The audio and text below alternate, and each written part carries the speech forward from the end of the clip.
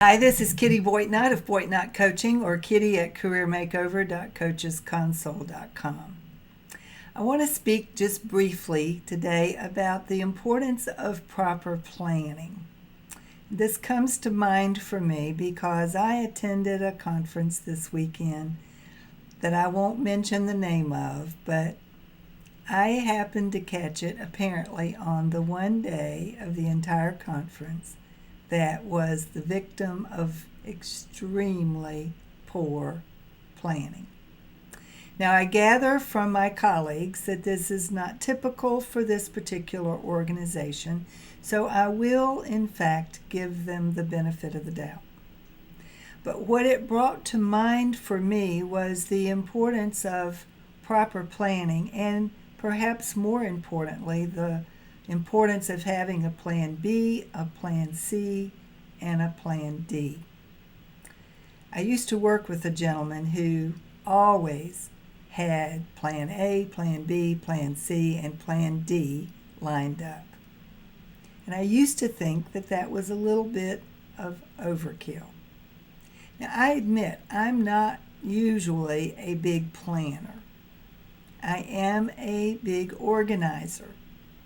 But as far as planning things right down to the detail, I'm not the person to do that. I count on other people who have that talent to do that. There are those people who really get excited about planning things and working out every single detail and knowing how to schedule things so that everything runs like clockwork. And I admire those people because I'm not one of them. But I do appreciate good planning. And what happened on this particular occasion was that when things began to go south, and they went south very, very quickly, there was no plan B. There was no backup plan. And that brought to mind the fallacy in our thinking when we think that everything is going to go the way we planned. Sometimes it does. More often, it doesn't, and that includes our own lives. How many of you have really seriously planned out your life in a meaningful way, and then were able to keep to the plan? Because more often than not, other things get in the way. Events take over.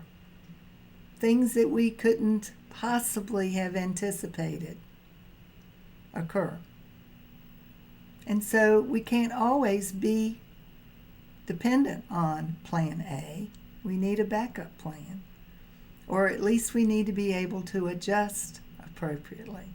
And what happened at this particular conference was, because there was no plan B, there was a mess on their hands, and they didn't know how to get their way out of it. And for me, it affected my entire assessment of the organization, and it shouldn't have. It should not have been that bad that it would affect the way I held this particular organization in my personal esteem.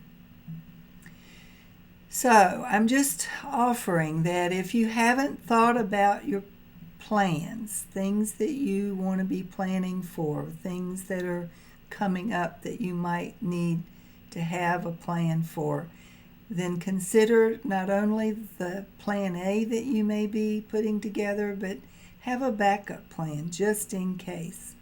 Because Murphy's Law is very often at play, and that is, whatever can go wrong will. And you won't be caught short if you've made arrangements so that you have a backup plan, a plan B or a plan C. So that's my thought for today. Plan and plan some more. Whether it's your life, your career, your vacation, your holiday, whatever it is for you, plan and then have a backup plan just in case. I'm Kitty Boitnott of Boitnott Coaching, or Kitty at careermakeover.coachesconsole.com. Until next time. Have a great day.